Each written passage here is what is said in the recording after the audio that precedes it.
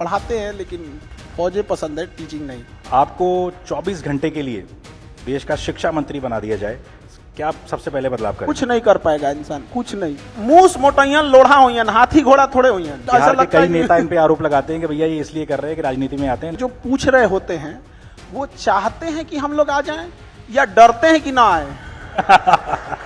Education system का इसको कह दीजिए तो कैंसर है।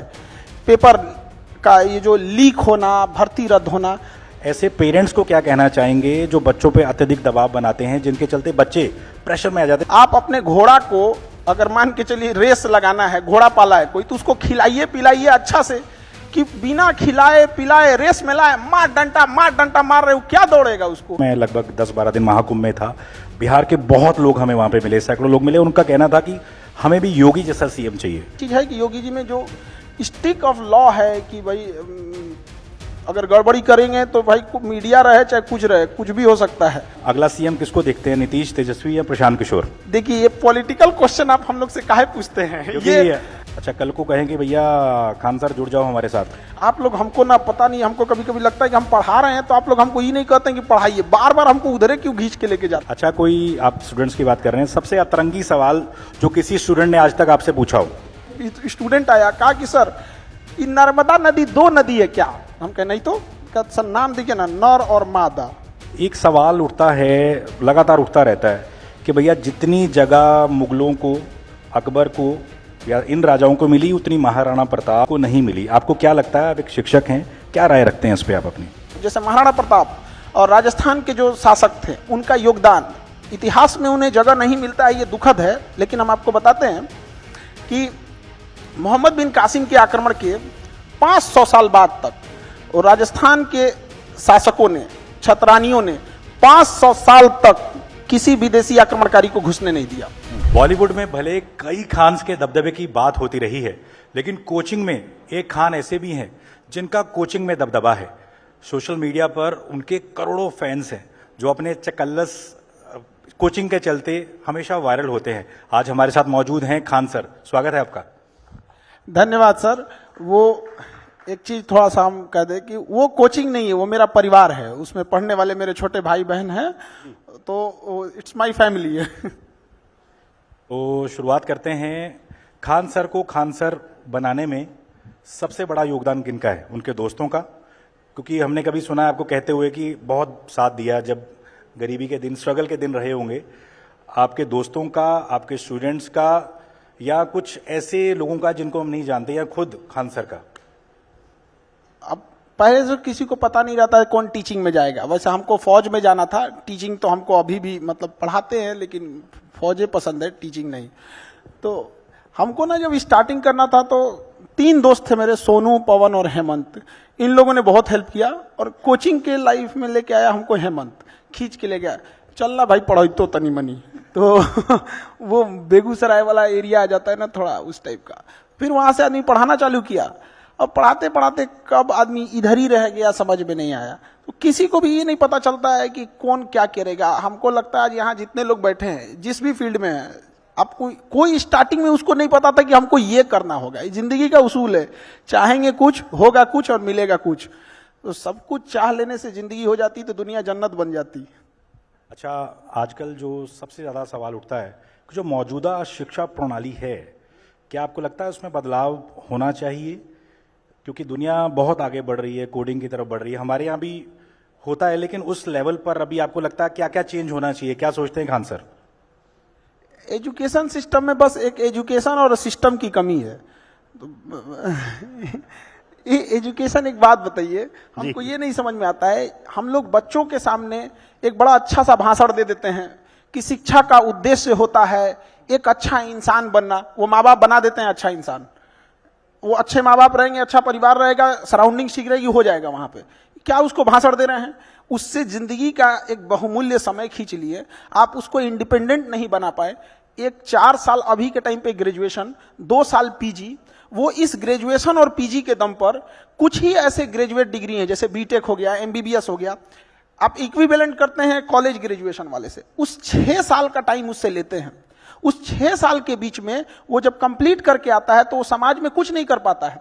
वो फ्रस्ट्रेशन होने लगता है। उस 6 साल के बीच में उसे कितना हम स्किल्ड सिखा सकते थे। हर साल अगर 2 स्किल्ड भी सिखाते, 6 महीना बहुत होता है स्किल्ड के लिए, 6 अगर स्किल्ड सिखाते, आज हम लोग किसको, चाइना को ओवरटेक कर रहे होते। आज हमारे पास स्किल्ड की इतनी कमी है जिसका कोई हद नहीं। गांव में आप किसी से कह दीजिए एक टोस्ट बना दो, ब्रेड बना दो, नहीं बना पाते। उसमें क्या चीज रखा है, वो मशीन की खेल है, फर्मेंटेशन है, मशीन बना के दो। गांव में आज कोई ब्रेड खाने जाएगा तो उसको कहेगा फोटानी भइले तो तरह, मतलब इस लेवल का चीज है। तो हम लोग को स्किल जरूरी पड़ा। इंडिया एक ऐसा जगह है, एजुकेशन हम लोग का मेंटल लेवल को अपलिफ्ट करता है, लेकिन परिवार भी तो है, बूढ़े माँ बाप हैं, उनका इलाज भी कराना है, अपना पेट भी भरना है, सोशल रिस्पॉन्सिबिलिटी भी होती है। तो स्किल्ड हमें तुरंत पैसे दे सकता है, एजुकेशन उस चीज को अपलिफ्ट करने में हेल्प करता है। भाई पहले हम खड़े होंगे तब तो दौड़ेंगे, एजुकेशन है तो तुम दौड़ उसको, यार तू उतार देगा हाथ पैर उसका। तो ये चीज होना चाहिए। किस लेवल पे हमारे यहाँ गरीबी है। आज हम लोग ताज होटल में बैठ के ये डिसाइड कर रहे हैं कि सरकारी स्कूल में एजुकेशन कैसे अच्छा होगा। ये वैसा ही है जैसे फ्लाइट के बिजनेस क्लास में बैठ के आप डिसाइड कीजिए कि ट्रेन की जनरल डिब्बा कैसे ठीक होगा। कि आप सरकारी स्कूल से पढ़ के आए हैं, आप कई बार कहते हैं वहां जाके ये देखना पड़ता है कि भैया ऊपर से कुछ ना गिर जाए। बिहार सरकारी स्कूल में गेट बंद हो या ना हो, हम लोग की एंट्री हो जाती है, एग्जिट हो जाते हैं, 50 रास्ते खुले होते हैं, किधर से कूद के भागना है हम लोग को पता होता है। यहाँ मेरा छोटा सा फूट गया, यहाँ पे ना हम लोग स्कूल में पढ़ते थे तो ऊपर से एक टूट के गिर गया था। तो हमें ये देखना पड़ेगा कि हमारे कंट्री में किस लेवल तक गरीबी है। आप देखिए कि अगर गांव में कोई इंसान फल खरीद के ले जा रहा है ना, इट मीन्स या तो उसके घर कोई पूजा होगा या तो कोई बीमार पड़ा होगा, वो खाने के लिए नहीं ले जा रहा है, ये गरीबी है। और वहां हम लोग उसको कहेंगे एंटरप्रेन्योर बनो, अपनी कंपनी खड़ा करो। वो परिवार नहीं खड़ा कर पा रहा है, कंपनी खड़ा करेगा। बहुत बढ़िया। अच्छा, चूंकि बहुत ही बढ़िया बातें कर रहे हैं, आपको 24 घंटे के लिए देश का शिक्षा मंत्री बना दिया जाए, क्या आप सबसे पहले बदलाव करेंगे? कुछ नहीं कर पाएगा इंसान, कुछ नहीं कर पाएंगे। तो ये फिल्मों में ही है। आप देखिए, आप किसी पायलट को टेम्पू दे दीजिए, टेम्पू, और कहिए उड़ा दे इसको, वो रनवे पे दौड़ते रह जाएगा, नहीं उड़ेगा वो। बहुत बढ़िया। मूस मोटैयन लोढ़ा होयन, हाथी घोड़ा थोड़े होयन। ये क्या मतलब बना के रखे हैं लोग। ऐसा लगता है कि जैसे मतलब एक टॉप लेवल चेंज कर देंगे तो सारा सिस्टम होगा, ऐसा नहीं हो सकता है। आप ग्राउंड लेवल पे जाके देखिए कितनी परेशानियां हैं। एजुकेशन सिस्टम को ना, शिक्षकों की भाषा मतलब समझ में नहीं। हम लोग तो सरकारी स्कूल में पढ़े थे तो कार्य बोलने की जगह टीचर कार्य बोलता था, तो हमको समझ में नहीं आता करना क्या है यहाँ पे। तो हमें एक टीचर और स्टूडेंट के बीच में इतनी ज्यादा डिस्टेंस बना के रख दिए, इतना प्रोटोकॉल बना के रख दिए हैं।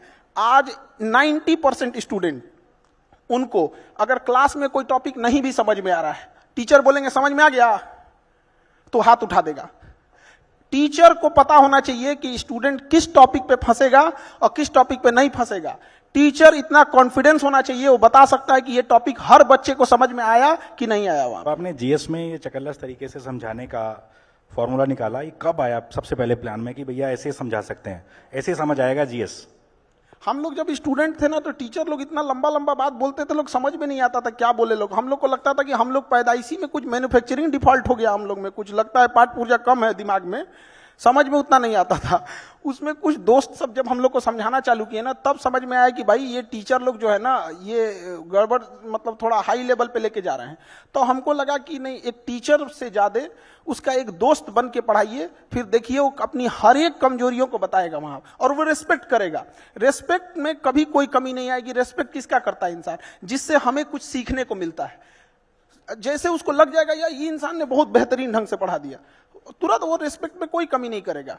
अच्छा, एक चीज़ और भी है, कोविड के बाद जिस तरीके से आपकी पॉपुलैरिटी बढ़ी है, पहले तो आप एक आम शिक्षक रहे होंगे, लेकिन क्या आप अकेले बैठ के खान सर सोचते हैं कि भैया आप ठीक ठाक आ गए हैं, आगे क्या क्या करना है हमें अगले 10 सालों में? एज ए इंडिविजुअल क्या लगता है आपको? हमारा उद्देश्य यही था। एजुकेशन जब पढ़ाना हम चालू किए थे तो मेरे जिस बैच का फीस आज से 10 साल पहले भी 200 रुपये था ना, आज भी 200 रुपया है, और अगर उसका 10,000 भी करें तो पढ़ेगा। लेकिन हम कहना क्या चाहते हैं कि देखिए, ईमानदारी का मतलब ये नहीं होता है कि आपको मौका नहीं मिल रहा है तो आप नहीं लूट पा रहे हैं। ईमानदारी का मतलब होता है कि आपके पास मौका है फिर भी आप उसको साइड कर रहे हैं। तो हमारा उद्देश्य है कि एजुकेशन इतना आसान होना चाहिए ना कि एक मजदूर को भी समझ में आ जाए, कि मजदूरी करके भी आए ना तो समझ में आ जाए। यहाँ पे ऐसा नहीं होना चाहिए कि हम तो देखते थे कि तुम कल का क्लास नहीं किए बाबू, आज समझ में नहीं आएगा। क्या चीज बता रहे? तो घर का ढलैया कर रहे हैं क्या कि दूसरा तल्ला नहीं ढाले तो तीसरा नहीं ढलाएगा? ये कोई बात है? क्यों नहीं समझ में आ सकता है? हाँ, थोड़ा लिंकेज होगा, कुछ टॉपिक ऐसे होते हैं जो नहीं समझ में आता, तो बच्चों के दिमाग में ये भर दिया गया। तो एजुकेशन इतनी आसान होनी चाहिए, किसी को समझ में आए, इतनी सस्ती होनी चाहिए, कोई भी अफोर्ड कर सके, और जो भाषा शैली ये और रिजल्ट ओरिएंटेड होना चाहिए कि हम जो पढ़ा रहे हैं वो आना चाहिए। अभी हाल ही में रिजल्ट ओरिएंटेड की बात बताते हैं। को बिहार में एक एग्जाम हुआ बीपीएससी, वो बिहार का सबसे बड़ा एग्जाम होता है, स्टेट पीसीएस होता है। इसलिए आपने काफी प्रोटेस्ट भी किया सर अभी पे। तो प्रोटेस्ट चल ही रहा है, जब तक जीतेंगे नहीं तब तक प्रोटेस्ट चालू रहेगा। तो उसमें क्या हुआ, इतने क्वेश्चन आए कि इंक्वायरी बैठा दी गई हमारे ऊपर कि कहां से क्वेश्चन आ गया, जबकि वो क्वेश्चन हमने फ्री ऑफ कॉस्ट दिया था, 6 महीना पहले दे दिए थे। तो हम तो कभी कभी डर लगता है कि इतना भी क्वेश्चन ना आ जाए कि लोग हमारे ऊपर उंगली उठाने लग जाए। तो बस यही मेरा 3 उद्देश्य है, और एजुकेशन को एकदम सस्ता करना है। अब मेरे यहाँ जैसे बिहार है, वहां से हजारों की संख्या में बच्चे कोटा जाते थे, और कोटा में ना ऐसा हो गया था कि ये बच्चा आया है, लड़का या लड़की, कोई स्टूडेंट, निकाल, इससे पैसा निकालो, हॉस्टल, मेस, ये वो। हम लोगों ने क्या किया कि ना कुआं प्यासा के पास जाए, ना प्यासा कुएं के पास आए, जगह जगह कुआं खुदवा दे, जो जहां है वहीं से पानी लो। तो कोटा से जितने टीचर्स थे उन लोगों को हम लोगों ने पटना लाए, एफोर्डेबल बनाए, और आज वही फीस जो कोटा में 2.5 लाख 2 लाख थी, एग्जैक्ट वही टीचर से हम लोग ने पटना में पढ़ा दिया। 2-3 हजार रुपये वो ऑनलाइन दे के पढ़ सकता है, यूपीएससी में भी वही कर सकता है। तो उद्देश्य यही है कि एजुकेशन आसान, सस्ती और समझ में आए सबको। आपके इतने अच्छे विचार हैं। एक बहुत पॉपुलर कोचिंग वाले थे ओझा जी, जो राजनीति में जा चुके हैं, तो क्या लगता है कि खुद जब अकेले बैठते हैं कि क्या मुझे राजनीति में आना चाहिए, क्योंकि आपका अपना फैसला होगा ये भविष्य में? हमको उस समय उतना इंटरेस्ट, आज इन्होंने मना कर दिया राजनीति में नहीं आएंगे। देख लोग से झगड़े रहता है अभी तो हमको, तो बिहार गवर्नमेंट में तो हमको पता नहीं, ऐसा बिहार के लगता कई है नेता इन पे आरोप लगाते हैं कि भैया ये इसलिए कर रहे हैं कि राजनीति में आते हैं, लेकिन ये कह रहे हैं कि भैया नहीं आना चाहेंगे। तो ये क्लियर कर दिया आज इन्होंने, तो क्लियर कर दिया आपने। हमको ये नहीं समझ में आता है, जो पूछ रहे होते हैं वो चाहते हैं कि हम लोग आ जाएं या डरते हैं कि ना आए। और इतना तो हम जरूर कहते हैं कि हम लोग को इधर कोई इंटरेस्ट वगैरह नहीं है, और ये कोई राजनीति में जाता है तो छुपके से नहीं जाता है। लेकिन जो अभी के टाइम पे हैं, एट प्रेजेंट जिस तरह से चल रहे हैं, उन लोगों से कहते हैं, रिक्वेस्ट करते हैं कि आप अच्छे से काम करो, वरना किसी दिन ये पढ़े लिखे लोग अगर उधर घूम गए ना, तो उन लोग का हाल, वर्तमान नेताओं का हाल वही हो जाएगा जो नोकिया मोबाइल का हुआ था, वो टकटकाते रहेंगे, वो सांप वाला गेम खेलते खेलते। बहुत बढ़िया। तो एक फिल्म आई है छावा, पता नहीं आपने देखी है कि नहीं? फिल्म में हमको इतना इंटरेस्ट नहीं है, क्योंकि टीचर है, नहीं देखी है। एक सवाल उठता है, लगातार उठता रहता है कि भैया जितनी जगह मुगलों को, अकबर को या इन राजाओं को मिली, उतनी महाराणा प्रताप को नहीं मिली। आपको क्या लगता है? आप एक शिक्षक हैं, क्या राय रखते हैं इस पे आप अपनी? ना, हम लोग तो पढ़ाते हैं और हम लोग प्रॉपर रिस्पेक्ट देके पढ़ाते हैं, ऐसा नहीं है कि नहीं पढ़ाते हैं। प्रॉब्लम थोड़ा सा क्या आता है कि एक रिस्पेक्ट का और जो सिलेबस का बड़ा हिस्सा होना चाहिए वो तो उनको मिलना चाहिए, इस बात पे हम कहते हैं।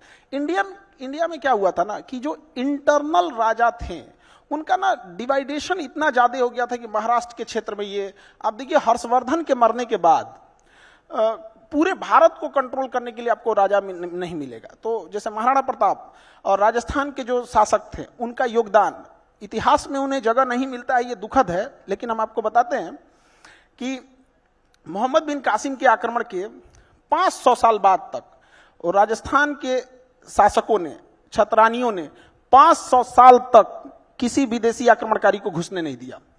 और जब उनका किला गिरा, राजस्थान के शासकों का किला गिरा, अगले 100 साल में पूरे भारत पे कब्जा हो गया। इतने बहादुर थे वो लोग, तो उनको रिस्पेक्ट तो मिलना चाहिए। तो हम लोग कई बार ना चीजों को कम बहुत बड़ी बात बोली आपने, बहुत उनकी आज जो वो लोग भले भगवान नहीं है, ये बात हम मानते हैं कि वो लोग भले भगवान नहीं है, लेकिन उनके कुर्बानी का नतीजा है जो भगवान बचे हुए हैं लोग।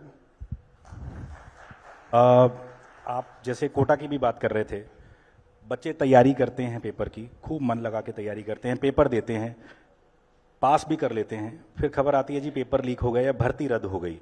चूंकि आप अभी प्रोटेस्ट भी कर रहे हैं, तो आपको क्या लगता है कि ऐसे बच्चों के साथ कैसे इंसाफ हो सकता है? कई साल उनके खराब हो जाते हैं। क्या लगता है एज ए शिक्षक खान सर को? ये ना सबसे खराब चीज है एजुकेशन में, एजुकेशन सिस्टम का इसको कह दीजिए तो कैंसर है।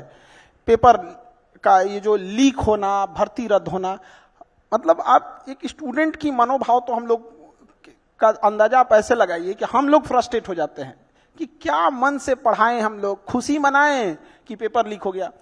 जैसे अभी एग्जाम में बीपीएससी में हुआ था, और अभी तो हम लोग सोच रहे हैं कि आज बताएंगे कि देखो बच्चों ये पढ़ाए थे, पेज नंबर इतना पे ये आया, तब तक शाम में खबर आ रही है कि पेपर लीक हो गया। अब हम लोग को ये समझ में नहीं आए कि पेपर हम लोग पढ़ाएं, इसकी तारीफ करें कि जिन्होंने पेपर लीक कराया उसको बैठ के गरियाएं। तो हम लोग अब उसको प्रोटेस्ट कर रहे हैं लोग। हमारे पटना में एक जगह है गर्दनी बाग, वहाँ टेंट डाल दिया गया है और वहीं पे नियम है कि यहीं बैठ के गरियाना है आप लोग को। तो वहीं बैठ के हम लोग 2 महीना से 3 महीना से उसको कोस रहे हैं लोग कि भाई तो पेपर लीक काहे करा दिया वहां पे। अभी तक कोई नहीं सुन रहा है, मामला सब जुडिस है। नीट में देखिए, एनटीए नीट में इतनी गड़बड़ी चीज है कि बाहर में आप एमबीबीएस कीजिएगा तो 2 करोड़ 1.5 करोड़, कहीं कहीं 3-3 करोड़, और सरकारी में कीजिएगा तो फ्री। इतना ज्यादा डिफरेंस क्यों हो जाता है? तो अब 2 करोड़ लगा के कोई डॉक्टर बनेगा तो उसको दिख रहा है कि सामने वाला मरीज को डेंगू है, लेकिन कहेगा कि 2 करोड़ रुपया लगाएं, रुक तो बताते हैं 500 का जांच करके लाओ, तो उसको दिख रहा है कि डेंगू है लेकिन वो जांच कराएगा 500 का। तो ये चीजें क्या है ना कि एक जगह से जब गड़बड़ होती है तो हर जगह गड़बड़ हो जाती है। तो इसके लिए ना ये जांच से कुछ नहीं होता है। हम तो सीधे कहते हैं कि बैठाए पूरी मीडिया के सामने पोलियोग्राफिक टेस्ट और नार्को टेस्ट कराए, और जो गड़बड़ पाए बम से उड़ा दे। बहुत बड़ी चीज बोली। अच्छा, प्रधानमंत्री मोदी परीक्षा पे चर्चा करते हैं। आजकल देखने को मिला कि बच्चों में तनाव बहुत ज्यादा हो जा रहा है। सोशल मीडिया का जमाना, एक दूसरे से कंपैरिजन करते हैं पेरेंट्स। ऐसे पेरेंट्स को क्या कहना चाहेंगे जो बच्चों पे अत्यधिक दबाव बनाते हैं, जिनके चलते बच्चे प्रेशर में आ जाते हैं? आपके पास ऐसे कई हजारों बच्चे आते होंगे, बताइए जरा। देखिए, प्रेशर बनाने से नहीं होता, ऐसे पेरेंट्स को भी कहते हैं। आप अपने घोड़ा को अगर मान के चलिए रेस लगाना है, घोड़ा पाला है कोई, तो उसको खिलाइए पिलाइए अच्छा से, कि बिना खिलाए पिलाए रेस में लाए मार डंटा मार रहे हो, क्या दौड़ेगा? उसको दौड़ने से पहले उसका ख्याल तो रखिए। उसी तरह आपके बच्चे हैं, आप एक बार कॉपी खोल के नहीं देखे कि वो क्या पढ़ा है। गार्जियन लोग एक को लगता है एक ट्यूशन का एक कोचिंग लगा देंगे, एक ट्यूशन लगा देंगे, मेरा काम खत्म। तो ये भी तो गलत है। पढ़ाई में अगर इंटरेस्ट है तो दुनिया का कोई इंसान पढ़ाई से नहीं भाग सकता है। तो इंटरेस्ट जगाना जरूरी है। वो कहते नहीं तुम पढ़, हम कहते छोड़ना इसको, उसको इंटरेस्ट जगाइए। अगर उसको इंटरेस्ट जग जाएगा ना तो आप उसको खाना भी दीजिएगा तो कहेगा कि नहीं एक क्वेश्चन और लगा देते हैं तब जाके खाना खाएंगे। तो उल्टा सिस्टम लेके चल रहे हैं लोग। तो गार्जियन को भी समझना पड़ेगा। आप एक बच्चे का तकलीफ समझिए, वो बड़ा संकोच करता है, उसके ऊपर बहुत टेंशन रहता है। वो जिस एज ग्रुप में है उस एज ग्रुप में उसको बहुत प्रॉब्लम होता है। वो ना कभी कभी टेक्निकल चीजें नहीं समझ पाता है, एज है उसमें घूमने फिरने में लग जाता है। तो थोड़ा उसको नर्चर करने की जरूरत है।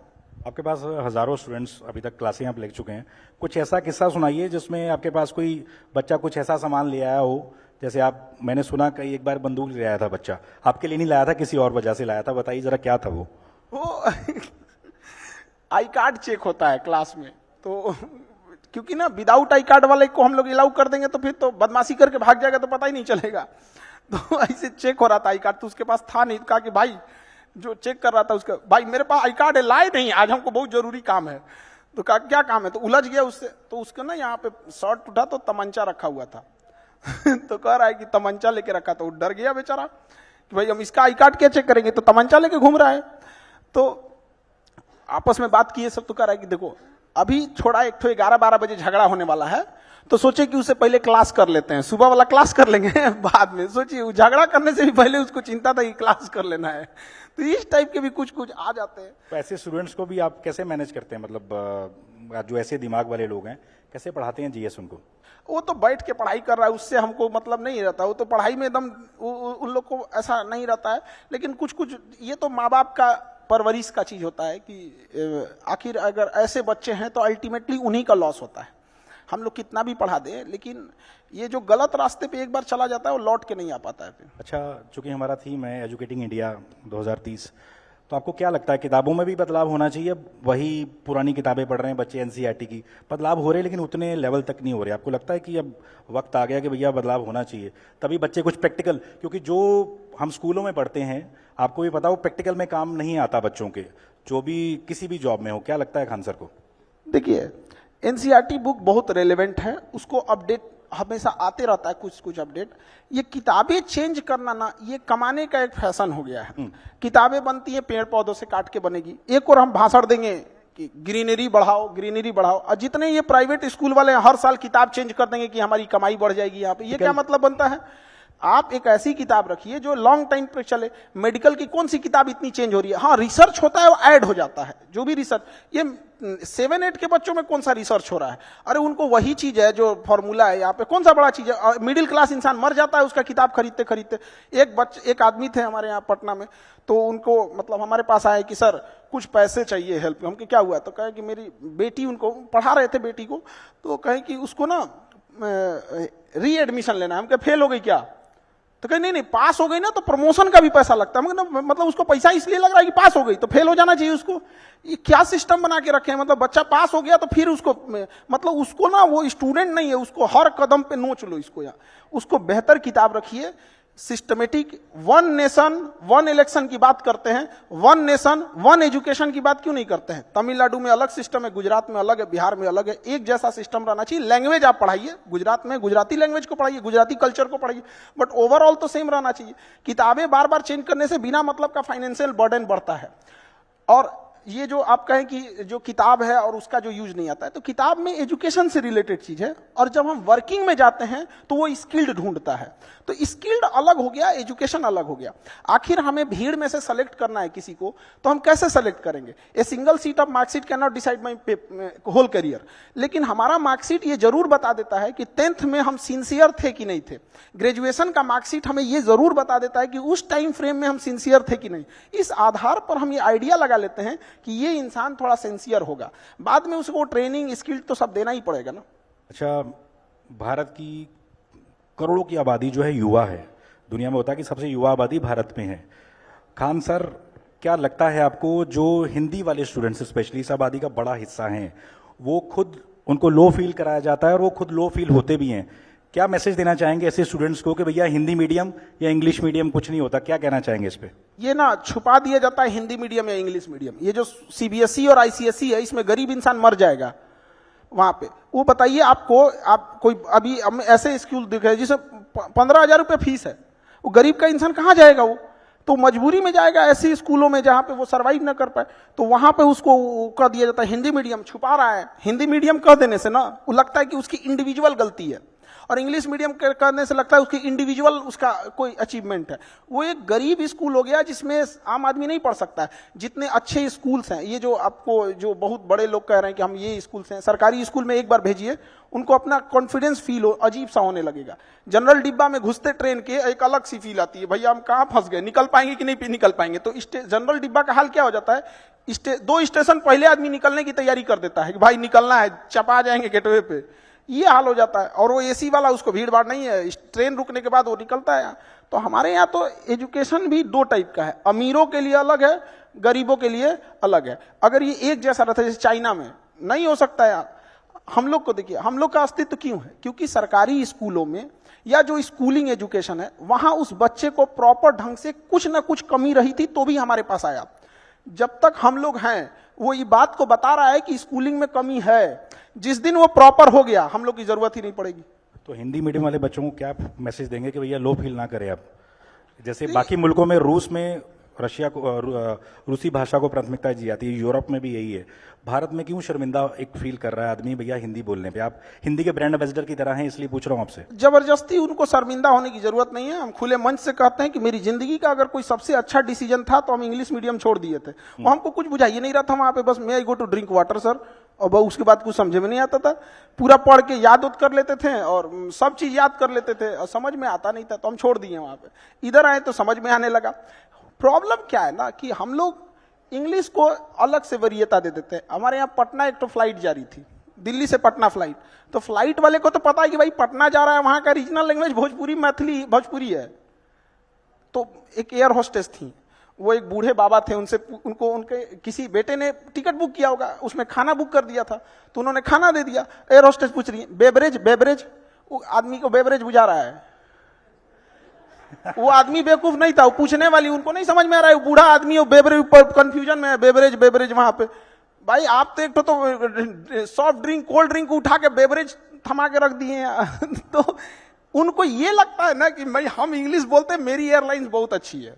आप रसिया जाइए, चाइना जाइए, वो चाइनीज भाषा बोलते हैं। माओ जेडांग ने सीधे यही बोला कि भाई आप चाइनीज लैंग्वेज को रखिए, आपको ज्यादा जरूरत रहेगा, एक ट्रांसलेटर रख लीजिएगा। और वो बेचारे बूढ़ा आदमी कंफ्यूज थे। हम बाद में उनको कहे कि चाचा जी आपको कुछ इसमें, तो अब समझ में आया। तो वो चाचा जी थोड़ी ना, मतलब उनका एजुकेशन सिस्टम थोड़ी डाउन था। अभी महाकुंभ समापन होने वाला है। मैं लगभग 10-12 दिन महाकुंभ में था। बिहार के बहुत लोग हमें वहां पे मिले, सैकड़ों लोग मिले। उनका कहना था कि हमें भी योगी जैसा सीएम चाहिए। खान सर बिहार से आए हैं, क्या लगता है आपको? अब ये तो लोकतंत्र है, सबका डिसीजन है। वो इस बार कुंभ का मैंने इतने ज्यादा क्राउड गए थे लोग वहां पर, तो क्राउड ओवर क्राउड हो जाने की वजह से 2-4 मिस यहाँ पे घटना जो हो गई यहाँ पे, उसके बाद वीवीआईपी कल्चर को जैसे खत्म किया गया, सारी चीजें ऑन द स्पॉट आ गई यहाँ पर। तो अपना वहां का मैनेजमेंट है और हर स्टेट का अपना अपना अलग मैनेजमेंट है। अब जैसे कोई जरूरी नहीं कि सब जगह का एक ही जैसा हो जाएगी, लेकिन ये एक चीज है कि योगी जी में जो स्टिक ऑफ लॉ है कि भाई अगर गड़बड़ी करेंगे तो भाई मीडिया रहे चाहे कुछ रहे, कुछ भी हो सकता है। तो ये वाला चीज ना लोगों को थोड़ा सा प्रभावित जरूर करता है। लॉ एंड ऑर्डर पे जो आप कह रहे हैं वो काम बिल्कुल, लॉ एंड ऑर्डर तो जरूरी है ना। किसी को अब डर ही लगने लगेगा तो काम कहां से कर पाएगा। सिक्योरिटी बहुत जरूरी है, रेलवे इंफ्रास्ट्रक्चर बहुत जरूरी। हम लोग क्या देखते हैं, अगर कोई इंसान बीमार पड़ा है तो क्या चेक करते हैं, उसका ब्लड टेस्ट कर लिए, यूरिन टेस्ट कर दिए, ईसीजी कर दिए, तभी ना आदमी पता करता है कि इसको क्या प्रॉब्लम है। किसी स्टेट को देखना है, लॉ एंड ऑर्डर देख लीजिए, पुलिस कितनी हेल्पफुल है, सड़कें कितनी अच्छी हैं। अब जैसे कहते हैं लोग कौन सा राज्य विकास होगा, जिस राज्य में आप 1 घंटे में 100 किलोमीटर डिस्टेंस नहीं तय कर सकते हैं, कभी विकास नहीं होगा उस जगह का। अब चाहे जितनो चिल्लाते रहिए, आपको क्या लगता है साइकिल से विकास करने वाले एंटरप्रेन्योर घूमेंगे? बिल गेट्स आएगा टेम्पू पे बैठ के। बहुत बढ़िया।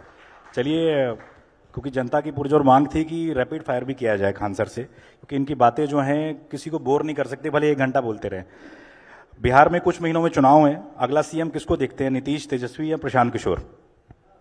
देखिए, ये पॉलिटिकल क्वेश्चन आप हम लोग से काहे पूछते हैं? ये अब मेरे देखने से, अपने से सोच के देखिए, मेरा देखने से कोई सीएम नहीं बन सकता। मेरा एक इंडिविजुअल सिंगल वोट है। इसको बदल देते हैं। सबसे पॉपुलर कौन आपको लगता है इन सब में? सबसे पॉपुलर या आपका फेवरेट नेता कौन है?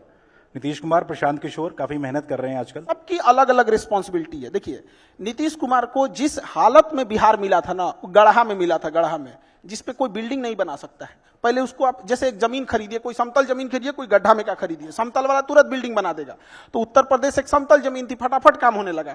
और बिहार गढ़ा में मिला था, तो उन्होंने इस इंफ्रास्ट्रक्चर, बिजली, लॉ एंड ऑर्डर, सोशल, इसको सुधारते सुधारते परेशान हो गए। लालू यादव को जब मिला था ना, तो ऐसा स्थिति में बिहार मिला था कि कुछ ऐसे जगह थे जहां पूरे गांव के बाहर 1-2 आदमी लाठी लेके खड़ा हो जाता था, कहता था कि तोरा वोट डालने नहीं जाना है, पूरा गांव अंदर रह जाता था। वो इंसान इंटरप्रेन्योर से देखेंगे तो हर इंसान का चैलेंज अलग अलग है। जिनको जहां मिला, वही उन लालू यादव को रेलवे मिला, रेलवे को फायदा में दिखा दिए। अब लोगों ने कहा कि कबाड़ बेच दिए। दुनिया का कौन आदमी कबाड़ घरे में रखता है? ये बड़ा तो अच्छे ना किए। खान सर ने बड़ा स्मार्टली लालू जी की भी तारीफ कर दी और नीतीश जी को भी खुश कर दी। चलिए, इसके बाद आगे बढ़ते हैं।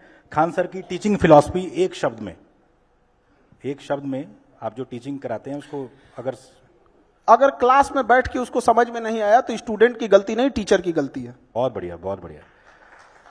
अच्छा, चूंकि आपने कई दोस्तों का नाम लिया अपना शुरू में, लड़कपन के दिनों में कोई याद आपको, कोई याद हो कि भैया ये किया था, वो किया था? हर किसी ने कुछ ना कुछ किया रहता है।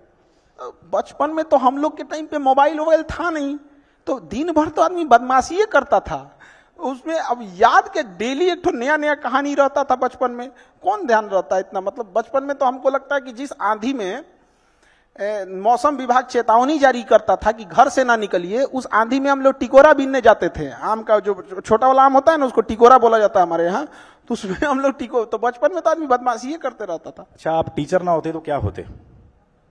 हमको तो फौज में जाना था। टीचर ना होते तो हमको एक किसानों के लिए, और हम भी अभी बताते हैं, बहुत दिन टीचिंग नहीं करेंगे, हमको किसानों के लिए वर्क करना है। किसानों की 3-4 महत्वपूर्ण समस्या है। उसकी एक, फसल का उत्पादन कम है।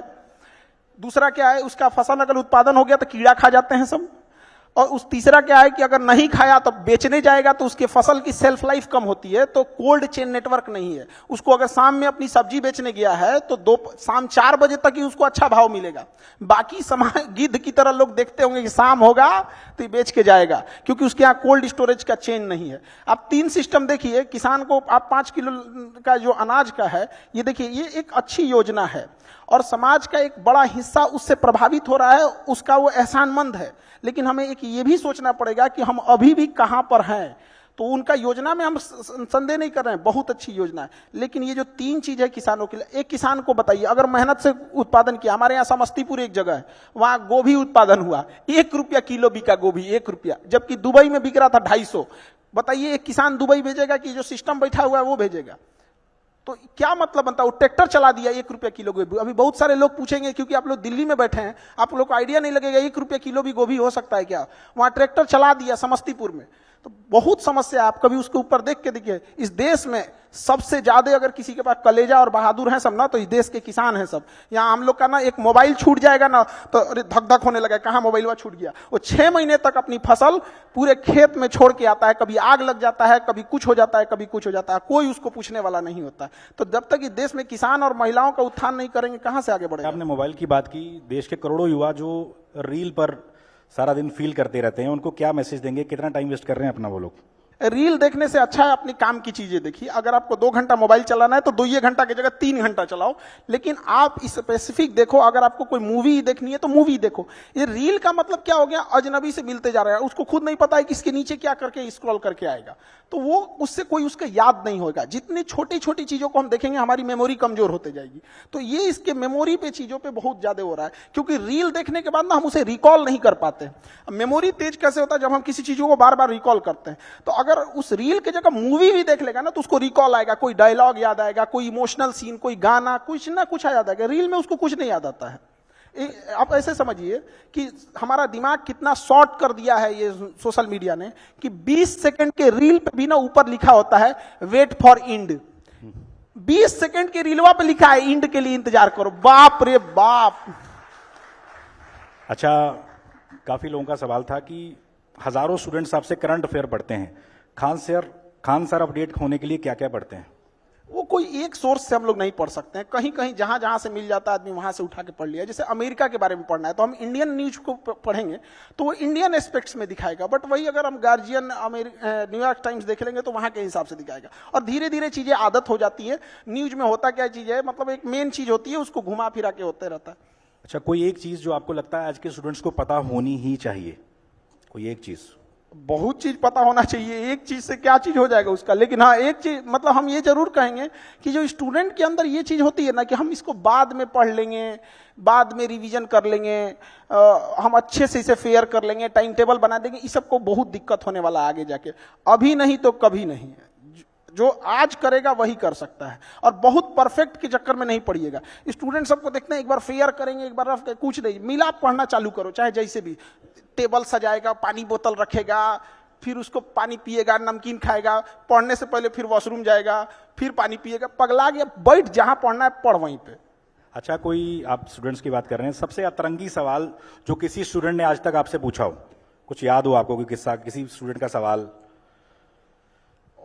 डेली 2-4 अतरंगी आते ही रहता है सब यहाँ पे। हाल फिलहाल का बताइए। एक बार हम ज्योग्राफी पढ़ा रहे थे, नर्मदा नदी, गंगा नदी, तो एक स्टूडेंट आया, कहा कि सर ये नर्मदा नदी 2 नदी है क्या? हम कहे नहीं तो। कहते सर नाम देखिए ना, नर और मादा। हम कह रहे भाई साहब तू पागल कर देगा हम लोग को। अभी 1-2 दिन पहले तो हमेशा कुछ ना कुछ इस टाइप का आते रहेंगे। अच्छा, खान सर सबको डर लगता है, आपका सबसे बड़ा डर क्या है? किसी चीज से डर लगता है खान सर को? अलग अलग फील्ड में डर होता है, जैसे एक कोई चीज का डर नहीं होता। जैसे मान के चलिए एजुकेशन में एक चीज का ये लगता है कि जिस हिसाब से धांधली हो रही है, सीटों का कहां से कहां सीट कौन किसको बेच दिया जाएगा, तो डर इस बात का लगता है कि उन बच्चों का क्या होगा। हम तो यहां लड़ते रह गए कि भाई वो होगा, अब यहाँ पे जिसको कंट्रोल करना है वो कंट्रोल ही नहीं कर रहा है। हम तो इसी भरोसे बैठे हैं कि बीपीएससी हो जाए, यूपीएससी हो जाए, एसएससी हो, रेलवे हो, एनटीए हो, ये सीटों को रिजर्व रखे, मजबूती से रखे, और हम बच्चों को पढ़ाएंगे और ये लोग करेंगे। अब पता चला हम यहाँ बच्चों को पढ़ाते हैं, इधर धांधी हो जाते, मैं किसके लिए सजू, मेरा पिया आनहर है। अच्छा, 10 साल बाद खान सर, तालियां बज रही हैं अभी। अच्छा, 10 साल बाद खान सर खुद को कहाँ देखते हैं? क्या क्या सपना है आपका जो आप सच करना चाहते हैं? हम लोग प्रेजेंट में जीते हैं, 10 साल बाद जिंदगी कहाँ होगी। आज से 10 साल पहले किसी को नहीं पता था 2015 में कि 2025 में क्या हो जाएगा। तो बहुत ज्यादा का प्रोजेक्शन नहीं होना चाहिए। हमको बस इतना लगता है कि हाँ, इतना जरूर कहना चाहते हैं कि एजुकेशन आज से 10 साल बाद भी कोई ये बात जरूर याद रखेगा कि कोई इंसान था जिसने एजुकेशन के लिए हमेशा के लिए लड़ते रह गए। चाहे जितना बड़ा ऑफर हो जाए, चाहे कुछ भी हो जाए, एजुकेशन के लिए हमेशा बच्चों के लिए लड़े थे। आज भी गवर्नमेंट से लड़ना कितना टफ होता है तो आप लोग को तो यहाँ देखते होंगे, वहां पे बच्चों के लिए तो लड़ते लड़ते आदमी तो हमेशा उन्हीं के लिए रहेगा। अच्छा, आपको लगता है कि भारत को जो रिस्पेक्ट अब दी जा रही है पहले नहीं मिलती थी, चूंकि आप टीचर हैं, क्या लगता है कि दुनिया में अब ज्यादा भारतीय पासपोर्ट की धाक बढ़ी है अब पहले से? पासपोर्ट का तो उतना नहीं कर सकते। एक चीज हम लोग को समझना पड़ेगा, ये जो अंग्रेज है सब ना, या दुनिया जो भी है, तो ये हम लोग का इतना बड़ा मार्केट है, 140 करोड़ लोग हैं कि डरेंगे तो इनके बाप। नहीं तो जिस दिन हम लोग बहिष्कार कर देंगे ना, अभी हम लोग डरा नहीं पाए हैं, अभी वो खुदे डर रहा है। हम लोग डराना चालू नहीं किए हैं। आज अगर हम अपना एंड्रॉइड बनाएं, अपना गूगल बनाएं, अपना फेसबुक बनाएं, तब उनको असली डर समझ में आएगा। अभी वो अपने से डर रहे थे कि भाई ये किसी दिन कुछ कर देगा यहाँ। और दूसरी बात कि भारत का जो छवि बढ़ा है वो ऑब्वियस भी बात बढ़ा है, लेकिन एक चीज और गौर करना पड़ेगा। आज से 10 साल पहले, 15 साल पहले किसी के पास इतना मोबाइल नहीं था जिसे पता चले कि रूस में प्रधानमंत्री का कैसे स्वागत हुआ, कैसे नहीं हुआ। तो अभी जागरूकता बढ़ गई है। आज मोदी जी लैंड करते हैं तो दिख जाता है मोदी जी लैंड किए, उनको बस सैल्यूट दिया जाता है, दिख जाता है। लेकिन जब वही गुजराल साहब थे, अटल बिहारी वाजपेयी साहब थे, तो रिस्पेक्ट उनकी भी थी। वह व्यक्ति था जिसने अमेरिका के प्रधानमंत्री का फोन उठाने से पहले G20 भारत में अभी हो रहा है, G20 तब नहीं हुआ था। हाँ, G20 बहुत अच्छे से हम लोगों ने हैंडल किया। तो ऑब्वियस बात है कि हम लोग का ना फॉरेन पॉलिसी में बढ़ा है, बट थोड़ा सा गड़बड़ कहाँ हुआ है, आस पड़ोस में। आस पड़ोस में ये गड़बड़ हो गया ना कि हम लोग की छवि अलग टाइप की बनती गई है। थोड़ा जैसे बांग्लादेश, श्रीलंका, मालदीव, नेपाल, इलायची दाना बराबर देश हम लोग को, मतलब वो श्रीलंका, वो जिसके पास वो अपना जहाज नहीं था, वो मालदीव के पास अपना जहाज नहीं था, उसके प्रधानमंत्री को आने के बाद वो धमकी दे रहा है हम लोग को। तो ये चीजें नहीं होनी चाहिए। अभी जो बाद में माफी भी मांग लिया उन्होंने, तो ये तो पूरा बर्बाद करके मारेंगे। ये तो हम देश की बात कर रहे हैं। छोटे छोटे शहरों से भारत की ऐसा टैलेंट निकलता रहा है, भले वो महेंद्र सिंह धोनी हो, इस तरह के तमाम लोग, खान सर भी। तो आपको क्या लगता है जो छोटे छोटे शहरों में ऐसा रॉ टैलेंट हमारा बैठा हुआ है, उसको क्या मोटिवेशन देंगे, क्या बताना चाहेंगे कि भैया लगे रहो, कामयाबी मिलेगी? हर शहर में ऐसे लोग हैं। अब थोड़ा सा क्या होता है ना कि इंडिया में जो इंसान सक्सेस हो जाता है, लोगों को लगता है ये बहुत अलग किया होगा।